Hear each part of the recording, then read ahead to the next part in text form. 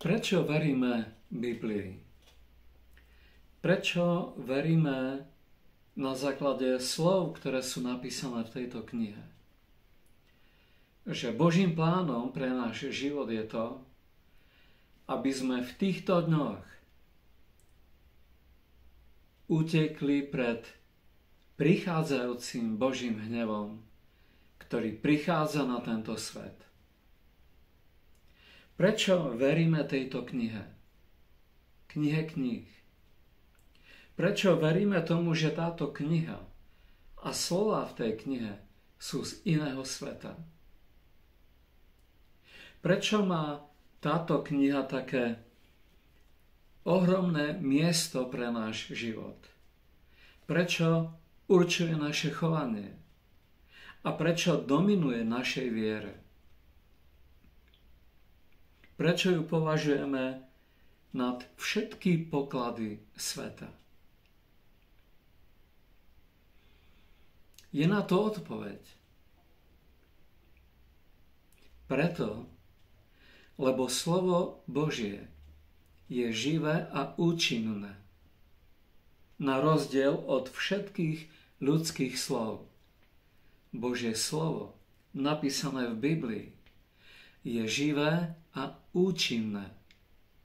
Je ostrejšie nad meč, ktorý je brúsený na obe strany, ktorý preniká do rozdelenia ducha a duše až do kĺbov a špíkov kosti. Majúc schopnosť a silu posúdiť a rozhodnúť všetky naše myšlienky a mysle srdca. Pred ním, pred Božím slovom je obnažený každý názor, každá pravda,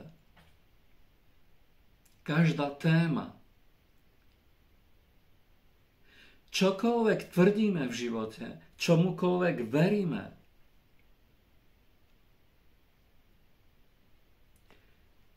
musí byť prinesené do svetla, ktoré povedal Boh. On svojimi slovami nám dal svetlo. A to z toho dôvodu, aby sme sa netulali v tme, aby sme nežili po tme. Pretože názorov ľudí na svet a na život je ako piesku mori. Je ako kameňom na tomto svete. Ale Božie slovo je iba jedno. Preto je živé a účinné, lebo má moc a schopnosť posúdiť naše názory, naše myšlienky, dokonca až naše motívy. A to až do takej miery, že to vo našom vnútri rozdeľuje naše city a náš rozum a naše nálady. Viete, môžeme byť hladní až tak, že umierame od hladu. A napriek tomu sa budem usmievať a chváliť Boha a radovať sa, že verím v srdci jeho slovám. Prečo? No pretože Boh ma svojím slovom nespojil s tým, že budem nasytený každý deň chlebom. Ale Boh ma svojím slovom spojil s mojou večnosťou. Že nikdy neskončí môj život a že budem naveky bývať s ním. Preto má Božie slovo moc nad mojim telom, nad mojim hladom, nad mojou zimou, nad mojimi utrpeniami a nad tým, keď som posmievaný kvôli Božiemu slovu. Ľuďmi, ktorí neveria v Boha. Božie slovo je pre mňa ako chlieb života. Pretože ma spája s mojou večnosťou. Preto by Božie slovo malo byť pokladom každého z nás. A ja chápem a viem a ďakujem Bohu za to, že ma počúvate kvôli tomu, práve kvôli tomu, že pomáhať spájam vašu vieru s tým, čo je napísané v Biblii. Pretože vtedy má naša viera zmysel. Vtedy má naša viera odmenu. A vtedy je Božie slovo pre našu vieru, pre náš život živé a účinné. Schopné posúdiť naše názory, zmeniť naše názory, dať svetlo našej ceste, našim cestám a priniesť život do nášho srdca. Preto povedal Pán Ježiš, moje slová sú duch a sú život. Kto nájde moje slova, nájde život. A mnohým iným ľuďom povedal Pán Ježiš, prečo nemôžete počúvať moje slova? No preto, lebo vašim otcom nie je Boh. Ak by bol Boh vašim otcom, milovali by ste ma pre slova, ktoré vám hovorím. Pretože Biblia učí o tom, že Boh nás splodil ako svoje deti týmto napísaným slovom. A keď spojil svoje slová s našou vierou v našom srdci, stali sme sa jeho deťmi. Tým, že sme ho prijali, Pána Ježiša, do svojho srdca a že sme jedného dňa povedali, Pane Ježišu, prijímam ťa za svojho Pána a Spasiteľa. Verím všetkým tvojim slovám. Verím tvojmu učeniu. Verím tvojim názorom, tvojim pravdám. Všetkým tvojim slovám. Tak touto vierou a týmto slovom nás Boh splodil do večného života. A dal nám právo, jedinečné právo, aby sme sa nazývali deťmi Božími. Tým,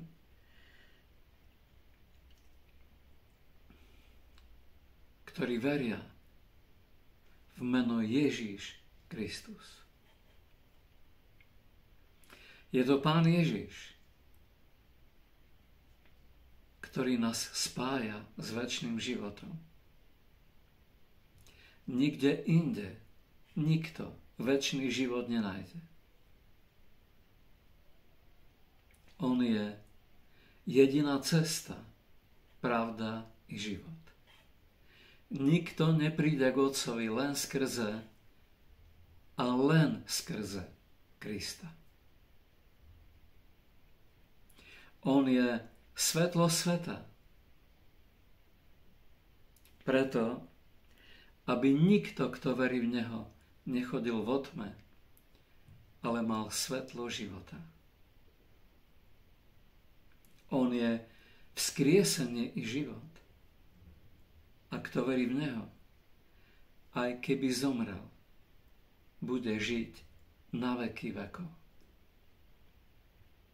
On je ten dobrý pastier, ktorý kladie svoj život za svoje ovce. A prišiel práve preto, aby za nás položil svoj život. Zomrel za naše hriechy, aby jedného dňa sme za svoje hriechy nezomierali my sami. Zaplatil Otcovi, Bohu, výkupné za náš život. Vykúpil našu dušu zo smrti, z večného pekla, večného zatratenia a dal nám dar z milosti, večný život pre vieru v slávu jeho mena. A je to práve Pán Ježiš, ktorý všetkých ľudí, celé ľudstvo rozdelil do 4 skupín. Keď si uvedomíme, koľko miliárd ľudí je na svete, ale koľko z nich už má svoj život za sebou. Ľudstvo má 6000-ročnú históriu od vyhnania Adama a Evy z rája. Za ten čas 6000 rokov sa narodilo a zomrelo obrovské množstvo ľudí. A dnes súčasná populácia sveta je asi 8 miliárd ľudí. A Pán Ježiš toto obrovské množstvo, len keď si to uvedomíme, to obrovské množstvo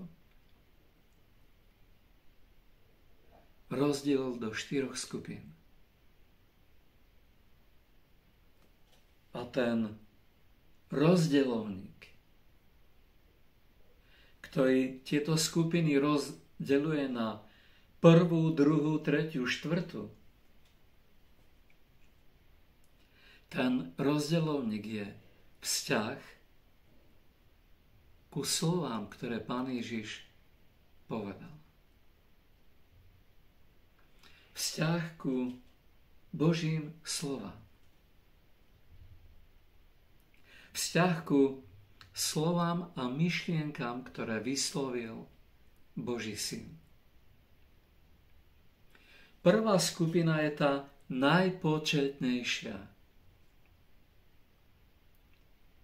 Milióny a miliardy ľudí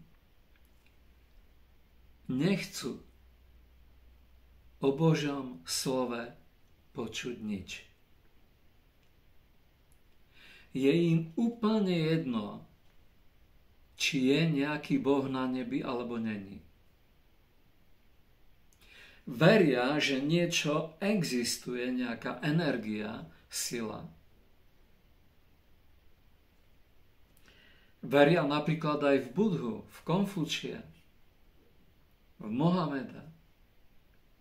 Veria v rôzne teizmy. Ale neveria v Boha Biblie. O Bohu Biblie nechcú počuť jediné slovo. Budú vás rádi počúvať, keď budete hovoriť o Budhovi z Indie. A hlavne tí, ktorí tam žijú. Je to najrozšírenejšie náboženstvo Indie. Islámsky svet vás bude rád počúvať o Mohamedovi.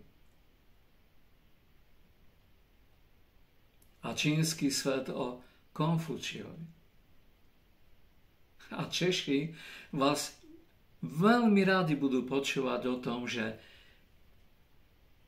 jestvuje niečo. Existuje niečo. A ja tomu hovorím, že väčšina českého národa sú necisti. Ľudia, ktorí veria, že existuje niečo, ale nevedia čo. Týchto ľudí je najväčší počet. A Pán Ježiš ich zaradil do prvej kategórie. To sú ľudia, ktorí počúvajú Božie slovo. Ale potom prichádza diabol, teda mohli by počuť Božie slovo, ale skôr, než si ho vypočujú, prichádza diabol a hovorí im do srdca, to nemá význam. O Biblii mi nič nehovor. Ty veríš Biblii? Ty si sa zbláznil? V takej starej knihe? V tomto modernom svete? A týchto ľudí je na celom svete najväčší počet. Nepočujúc Božie slovo, idú rovno do zatratenia, do večného zahynutia. Pretože neprijali lásku k pravde, k Božiemu slovu. Boh im poslal ducha bludu, aby verili bláznivým veciam, niečomu, nejakej energii, tomu, že všetko vzniklo samo od seba. Každý dom má nejakého projektanta. Každý obraz má svojho umelca, maliara. Každý most má svojho staviteľa. A každý dom má svojho murára. Ale tento svet nepotrebuje nikoho. Vznikol sám od seba. Tomu verí najpočetnejšia skupina na svete. A potom je druhá skupina.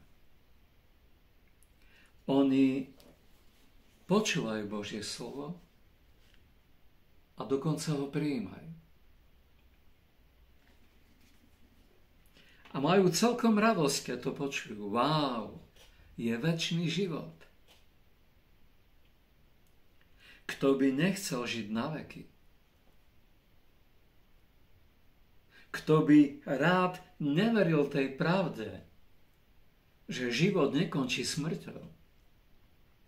A oni Kristovi rádi to uveria, že za nich zomrel na kríži. A že tým pádom je celý život v poriadku, v cajku.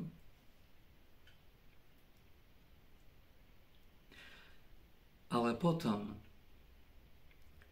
prichádza kvôli tým slovám, ktoré povedal Ježiš, výsmech.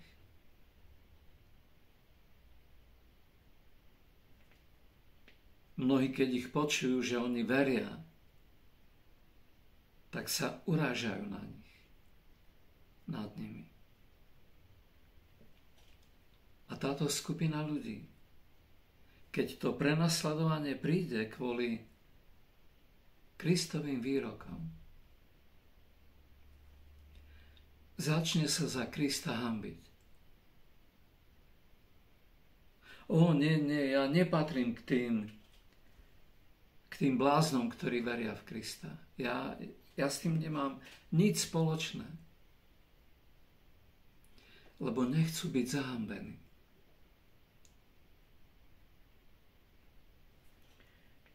Kristus na kríži pohrdol hanbou, aby nás spasil pre večnosť. Bez toho, aby my sme pohrdli hanbou voči týmto ľuďom. V Krista nejde veriť. To nie je možné. Lebo keď Kristus bol bláznom pre svet, o koľko skôr my, jeho žiaci. Ak bol za blázna považovaný náš majster, tak nie je možné, aby sme za blázno neboli považovaní my, jeho žiaci, jeho učeníci.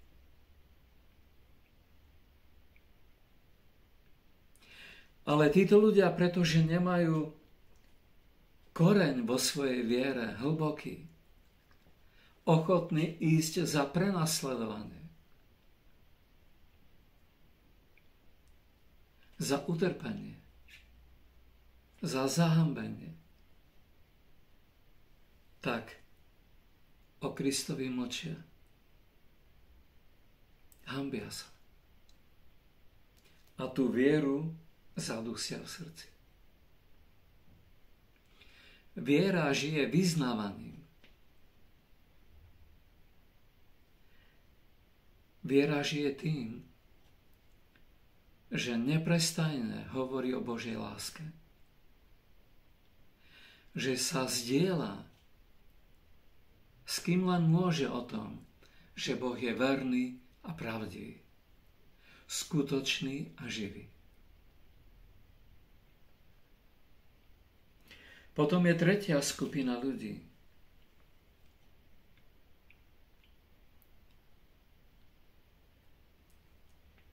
Ktorá počuje Božie slovo. Ale keď prichádzajú skúšky viery do nášho života, pokušenie,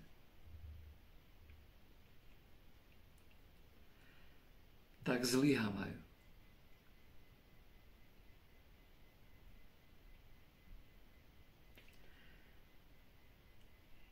Prichádzajú skúšky, ktoré majú potvrdiť našu vieru. A vtedy ich viera zlyháva. Pamätáte sa na Jozefa? Ako bola v Egypte preskúšaná jeho viera. Najprv čelil prenasledovaniu, vtedy, keď ho bratia zradili, keď ho pre jeho sny hodili do cisterny, kde nebolo vody. A on, keď bol v tej jame, počul, ako jeho vlastní bratia sa nad tou jamou radia o tom, že najlepšie by bolo, keby ho zabili. Ale potom dostal jeden z nich nápad, že brata zabiť to nie je dobrý nápad.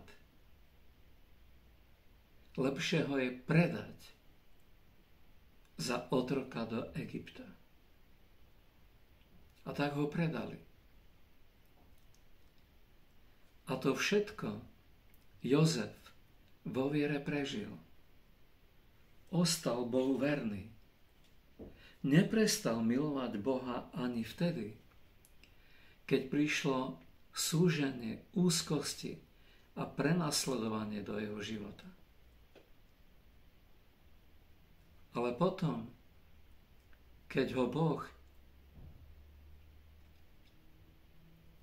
povýšil a Jozef pracoval ako síce otrok, ale mal výsadné postavenie v Putifarovom dome, tak zrazu prišlo pokušenie. Zvádzala ho Putifarová žena. Pamätáte sa, čo vtedy urobil Jozef? Vtedy povedal tejto žene túto vetu. Ako by som mohol takto zhrešiť pred svojim Bohom? Aby som sa dotkol ženy, ktorá patrí môjmu pánovi.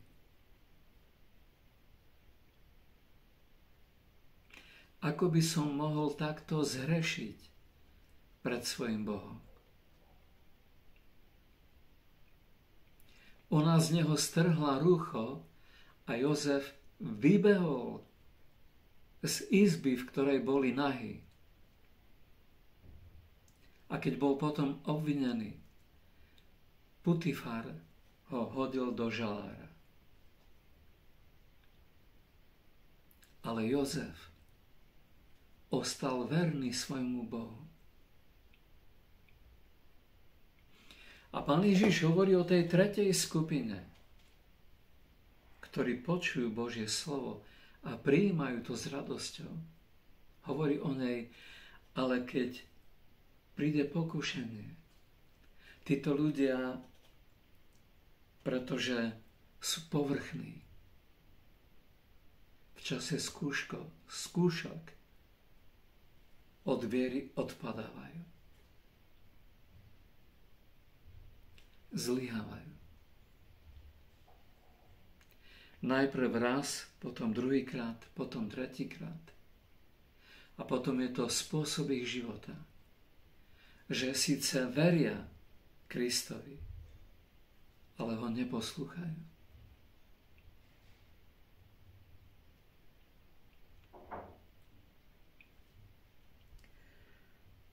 A Pán Ježiš hovorí, taká viera je márna. Taká viera nevyrastie, lebo nemá koreň.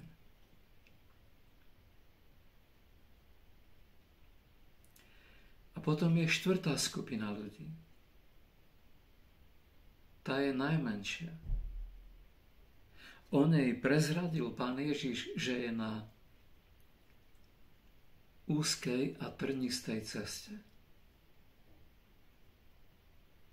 A povedal, že táto skupina ľudí vchádza do večnosti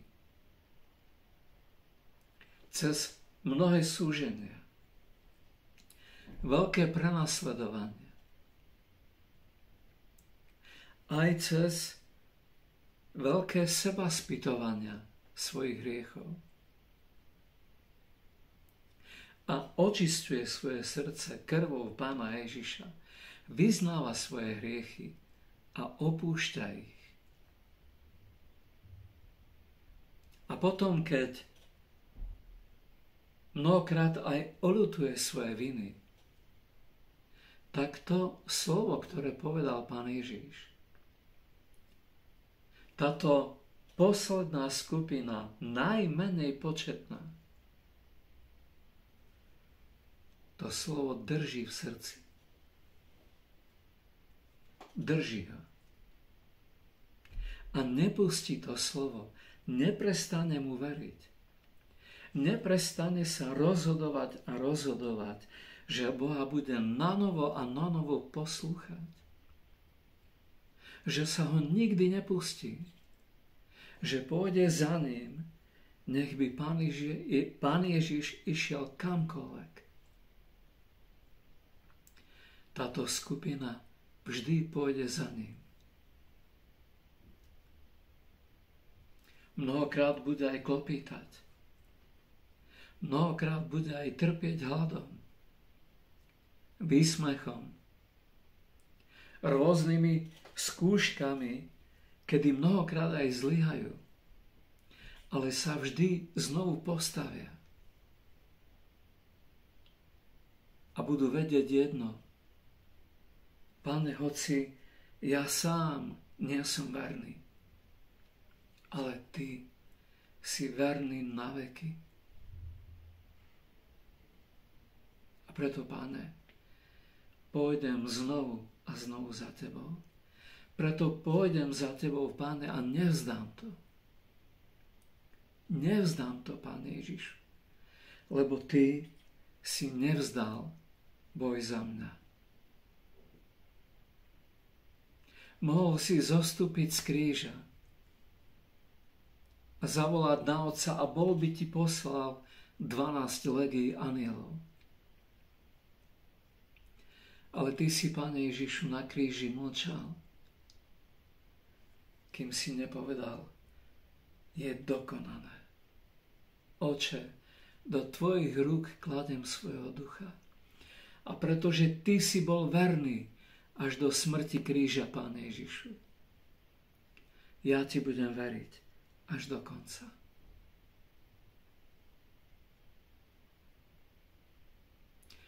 Tvoja vernosť, Pane Ježišu, Tvoja vernosť, Tvoja poslušnosť je moje dobro. Je moja spravodlivosť. Je moje posvetenie. Je môj pevný hrad, je skala mojej spásy. Tvoja vernosť, Pane Ježišu, to sú moje dobré skutky. Lebo Ty si sa mi stal od Boha právom a spravodlivosťou. svetosťou a posvetením, životom až na veky. Preto ťa budeme chváliť celú večnosť a kričať na tvoju slávu, že to tebe patrí česť a chvála a dobrorečenie. Lebo si bol zabitý a vykúpil si nás nášmu Bohu svojou krvou zo všetkých pokolení, jazykov, národov, čeladí zeme a učinil si nás nášmu Bohu kráľmi a kňazmi. A čo teraz robím? Čo teraz robíme, keď takto chválime Pána a ďakujeme mu? No, toto slovo, ktoré je na tomto stole a v týchto listoch, držíme vo svojom srdci. A nič nás neodradí, aby sme boli rozhodnutí, že ho budem poslúchať, že mu budem veriť, že to slovo budem milovať, že tým slovom sa budem chváliť.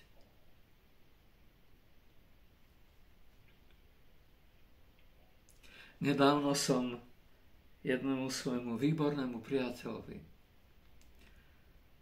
v šachovom klube povedal, keď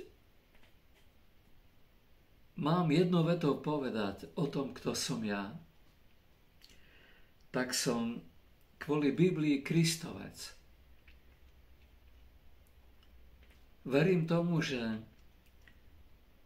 skrze Krista, pre Krista a cieľom Krista je všetko. Skrze Krista sme boli stvorení.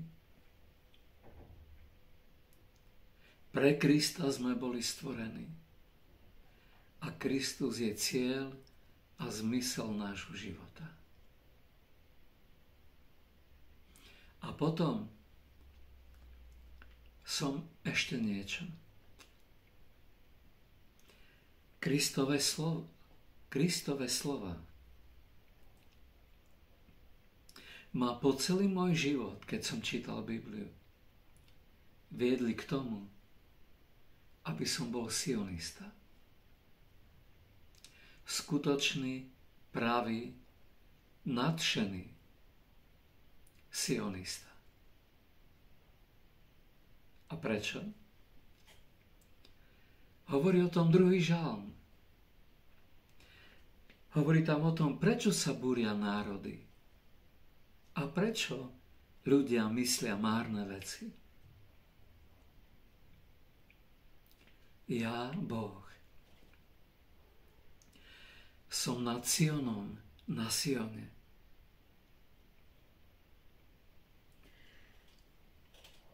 Postavil svojho kráľa. A tým kráľom je Ježiš Kristus. Nemôžete byť Kristovci, ak nie ste sionisti. Lebo náš Ježiš je kráľom nad Sionom. Je kráľom a Bohom izraelského národa. On je ten, kvôli ktorému bol Izrael rozptýlený medzi všetky národy. A on je ten, kvôli ktorému v minulom storočí 14. mája v roku 1948 za jeden jediný deň vznikol po 1878 rokoch izraelský národ za jeden jediný deň. Potom, čo takmer 2000 rokov prežíval v pogromoch, v prenasledovaniach, v holokauste, Pán Ježiš učinil to, že navrátil Židov do zeme, ktorú Boh slúbil Abrahamovi, Izákovi a Jakobovi. A Boh to urobil pred očami všetkých národov. Najprv ako slúbil, po odmietnutí Krista židovským národom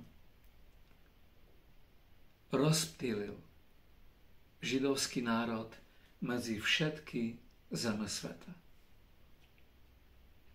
Ale potom, tak ako to slúbil, ich navrátil do zeme ich otcov.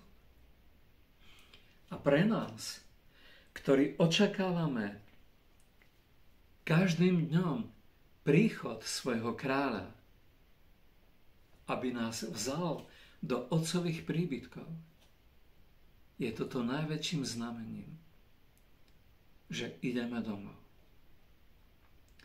Pretože keď Boh dokončí plán s nami, s pohanmi,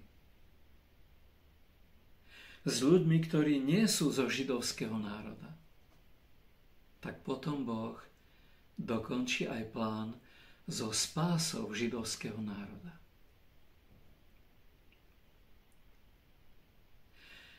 Obidva príbehy žijú jeden vedľa druhého. Príbeh pohanov a príbeh židovského národa. Boh je Bohom všetkých. Ale skoro viac ako 200 krát sa Boh nazval, že je Bohom Siona a Bohom Izraela.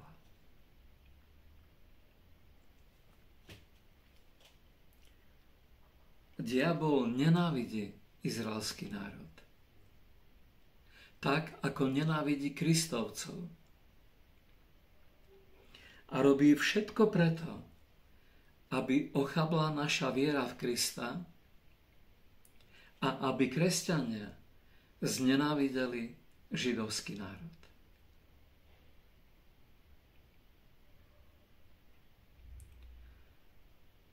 Chcem záverom povedať niečo veľmi výnimočné. Nikdy som to ešte nepovedal. A dnes to chcem povedať pre povzbudenie našej viery. Ako jedná Boh v kontinuite. Ako jedná Boh v čase, keď ľudia o tom ani netušia, že Boh jedná. A že Boh jedná na najvyššej úrovni. Pamätáte sa na Jozefa, kedy v čase, keď bol kvôli svojej vernosti voči Bohu hodený do egyptského žalára, tak vtedy Jozef ani len netušil, že je na začiatku príbehu, ktorým sa stane prvým po faraónovi v egyptskej zemi. Vtedy, keby mu to povedal nejaký prorok, Jozef by to mu nikdy neuveril.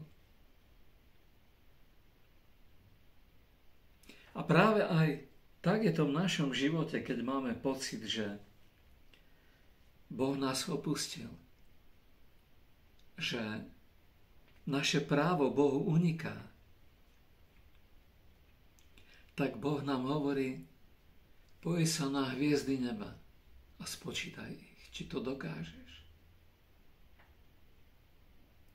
A ja každú hviezdu volám podľa jej mena. Tieto hviezdy, ľudia im dokážu dávať čísla, lebo už toľko mien ani nemajú. Ale ja ich volám podľa mena. Každú hviezdu zvlášť. Ak nezabúdam na tieto hviezdy, ktoré ty nedokážeš ani spočítať, ako by som mohol zabudnúť na teba. Ale na svojich dlaniach som ťa vyril. Na kríži Golgoty. Aby som ťa nikdy neopustil a nezanechal.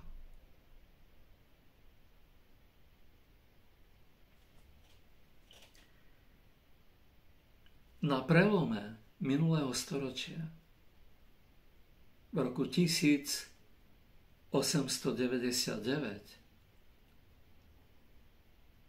až 1900 sa v Českej Polnej stal zločin. Bol o tom natočený film dvojdielny český Zločin v Polné. Ja som ten film videl a naozaj je to film, ktorý bol natočený podľa skutočného príbehu, ktorý sa naozaj v Čechách odohral a ktorý tí filmári natočili presne podľa toho, ako prebiehal v skutočnosti. Zo súdnych spisov vyťahli proces a natočili ho od slova do slova.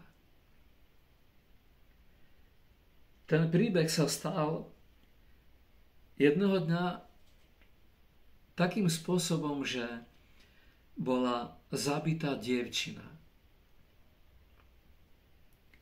A bola zabitá veľmi brutálnym spôsobom. A keď sa to odohralo a bolo nejaké prvotné vyšetrovanie, tak v okolí Polné a v tých okolitých mestách boli také antisemické nálady. A po ruke bol jeden taký nie celkom v poriadku mladý muž židovského pôvodu. A pretože nemali skutočného vraha a on sa ako keby ponúkal, tak obvinili jeho. On bol tak prostý svojou osobnosťou. Nechcem povedať, že bol sprostý, to nie. Prostý a sprostý je veľký rozdiel. On bol prostý, bol veľmi jednoduchý. Mnoho vecí mu nedochádzalo, ale určite to nebol vrah. Ale keď bol potom obvinený, tak bol obvinený preto, že antižidovské nálady v okolí a v tom meste si to ako keby vypýtali. A každý s tým súhlasil. Wow, Židia ju zabili. Ten mladý Žid ju zabil, lebo potrebovali krv na miešanie pri svojich obradoch. Potrebovali krv mladej dievčiny na tie svoje rituály.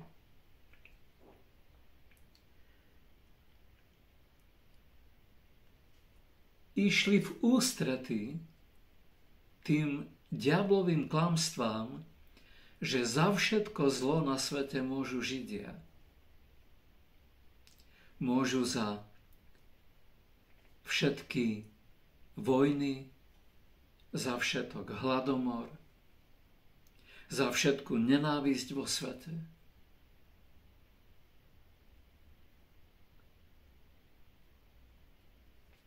Keď trebalo nájsť vinníkov, vždycky to hodili na Židov. Preto história, 2000-ročná posledná história ľudstva, je presýtená pogromov a nenávistí celého sveta ku Židom. Keď prišiel nejaký mor do Európy, obvinili z toho Židov. Lebo Židia na morové nákazy nezomierali, lebo si umývali ruky. Ale oni si to vysvetlili po svojom. Za všetko môžu Židia. A dnes, keď zoberieme len dnešné dni, tak po všetkých národoch sveta sa učí to, čo kázal Hitler a Goebbels a agenti carského Ruska. Židia môžu za prvú svetovú vojnu, za druhú svetovú vojnu. Židia môžu za vojnu na Ukrajine. Židia môžu za COVID. Tieto tézy, tieto akože potvrdené pravdy sú vyrobené v dielni priamo v lone pekla. A to kvôli diablovej nenávisti voči židovskému národu a kvôli tomu, že židovský národ je rozhodujúci, kľúčový. Preto, aby Pán Ježiš naplnil svoj sľub a prišiel na tento svet. Tomu, keď príde Pán Ježiš pre cirkev, tomuto sľubu nestojí v ceste nič. Môže to prísť každú chvíľu. Ale sľubu, ktorý dal Pán Ježiš židovskému národu, už ma nikdy neuvidíte, dokiaľ nepríde deň, kedy poviete Baruch haba Hashem Adonai. Tomuto sľubu stojí v ceste to, aby to židovský národ povedal. Ako národ vo svojej zemi. Ale keď Židia nebudú vo svojej zemi, keď nebudú národom, keď by boli ďalej rozptýlení a keby zahynul tento národ, tak nemá nikto moc splniť túto podmienku. Lebo to splniť môžu iba Židia. A tak by Pán Ježiš nikdy neprišiel, aby ovládol tento svet a aby duchom svojich úst zničil Antikrista a diabla. Preto diabol tak nenávidí židovský národ. Preto sú tie lži z pekla na tomto svete a ľudia to šíria to kazatelia. A argumentujú tým, vraj Židia ukrižovali Krista. Tak im treba. Najviac pogromov v histórii ľudstva bolo na Vianoce a na Veľkú noc. Lebo ľudia, ktorí verili v Krista, páchali vraždy na miliónov Židov. A to robili preto, lebo nikdy Krista nepoznali. Každý človek, ktorý vám hovorí, že Židia môžu za to, že bol zabitý Kristus, nevie, prečo zomrel Kristus. Každý človek, ktorý toto učí, nepozná Krista. Lebo veriť v Krista, ktorý zomrel za moje hriechy na kríži, to nie je informácia. To neznamená veriť takejto informácii. Veriť v Krista, ktorý zomrel na kríži, znamená, že ja verím tomu, že to boli moje hriechy, ktoré Krista na kríži ukrižovali. Že to bola moja vina, pre ktorú išiel podľa Božieho plánu Pán Ježiš Podľa Otcovho plánu išiel Pán Ježiš na kríž, aby naplnil Otcov plán. Aby do dna vypil kalich, ktorý mu dal vypiť jeho Otec. To je veriť v Krista. A nie, že ja budem učiť, že Židia ukrižovali Krista a preto sú na trestnej lavici. To je neskutočná lož. Moje hriechy ukrižovali Krista.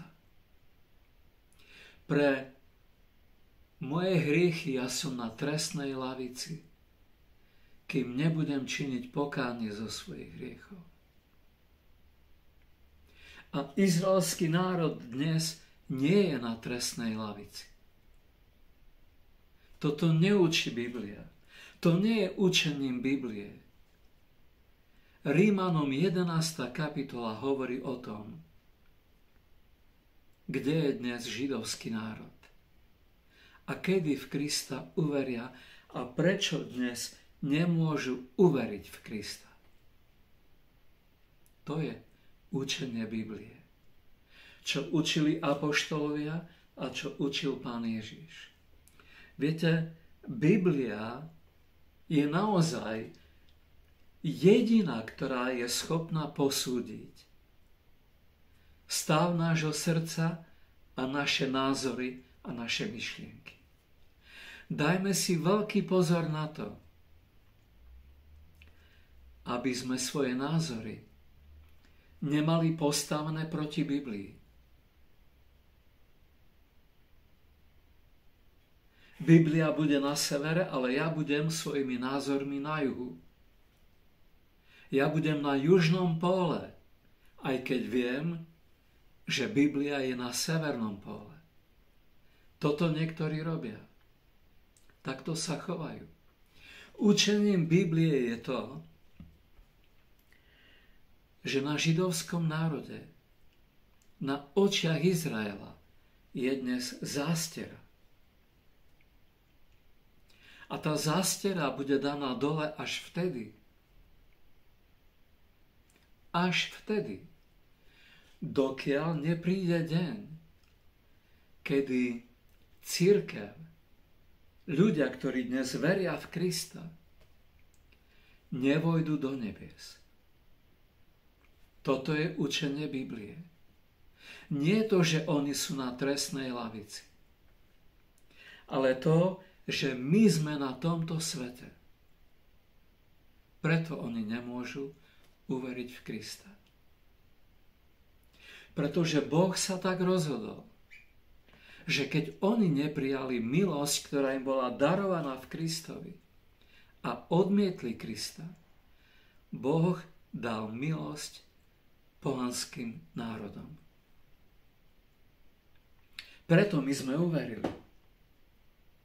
Pretože židovským odmietnutím Krista zbohatol celý svet.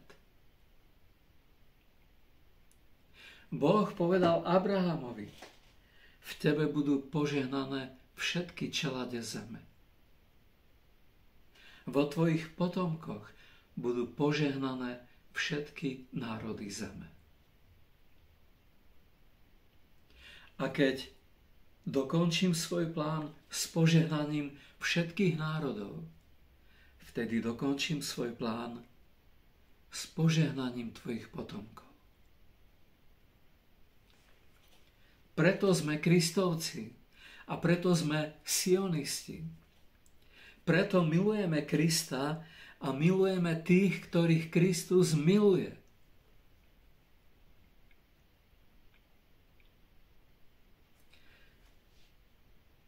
Ale v Polne, keď bol spáchaný zločin na českej dievčine, na prelome minulého storočia, bola tá antisemitská nálada tak silná, že odsudili nevinného človeka, nevinného Žida, ktorý nič nespáchal.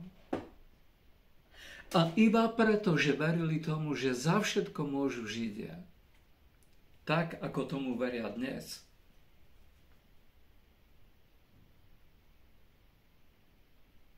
tak odsudili nevinného. Advokát, ktorý bol Čech, ale mal židovku manželku, ktorý toho nevinného Žida obhajoval, sa odvolal. Pretože ten nevinný Žid dostal trest smrti za Rakúska-Uhorska. A v tej dobe, keď prebiehal odvolací proces, tak neznámy profesor Tomáš Garrigue Masaryk napísal takú tenkú knižku, brožúrku, taký malý dokument o tom, aké sú dôkazy o tom, že ten Žid je nevinný.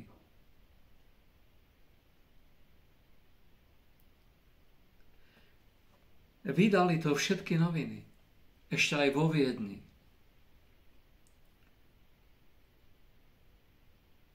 František Jozef bol cisár.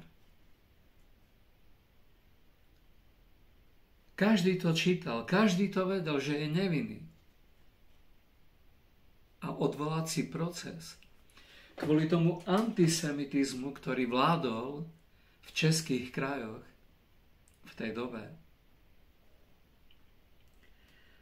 tak nesprostil obžaloby toho nevinného Žida, ale zrušil mu trest smrti na doživote. Viete si predstaviť, že nevinný človek ide za vraždu mladej dievčiny, kde každý vie, že ten človek je nevinný, a ide na doživote iba preto, lebo je Žid. Tomáša Garrigua Masaryka kvôli tej brožúrke na jeho vlastnej škole, kde bol profesorom, jeho študenti zmlátili.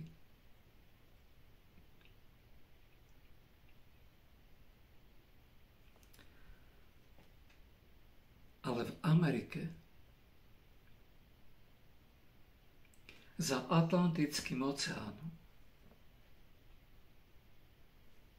New York Times a iné noviny písali o príbehu jedného Tomáša Garrigua Masaryka, ktorý proti celému národu spolu s jedným českým advokátom, nežidia, obaja nežidia, hájili nevinného Žida.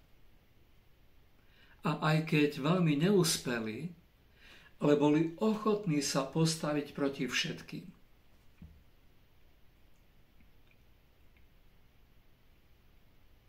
Prečo vám ten príbeh rozprávam? Pre ten koniec toho príbehu. Prešlo takmer 18 rokov. Ten nevinný Žid bol stále vo väzení.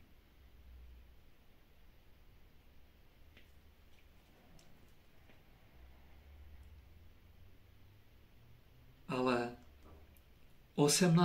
októbra vo Washingtone Tomáš Garrigue Masaryk napísal deklaráciu o vzniku a nezávislosti Československa. A podal ju 18. októbra na Ministerstvo zahraničných vecí USA. O 10 dní neskôr, 28. októbra, bol vyhlásený Československý štát s výdatnou podporou Američanov, ktorí poznali príbeh statočného človeka, ktorý sa volal Tomáš Garrigue Masaryk.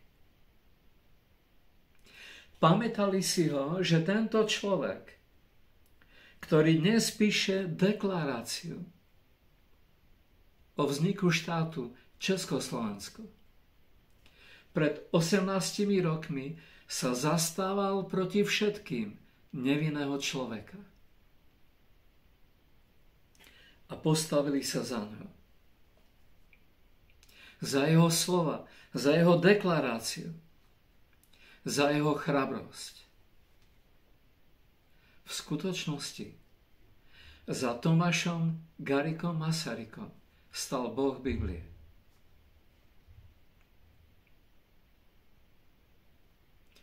A potom prešlo znovu niekoľko rokov. Od roku 1918 do roku 1948 prešlo 30 rokov. A 14. mája 1948 David Ben Gurion vyhlasuje v Tel Avive vznik štátu Izrael.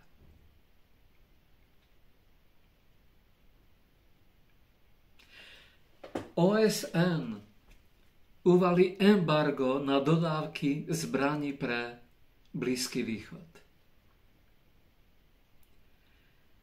A 5 miliónová armáda Arabov, po zuby ozbrojená, zaútočí na Izrael.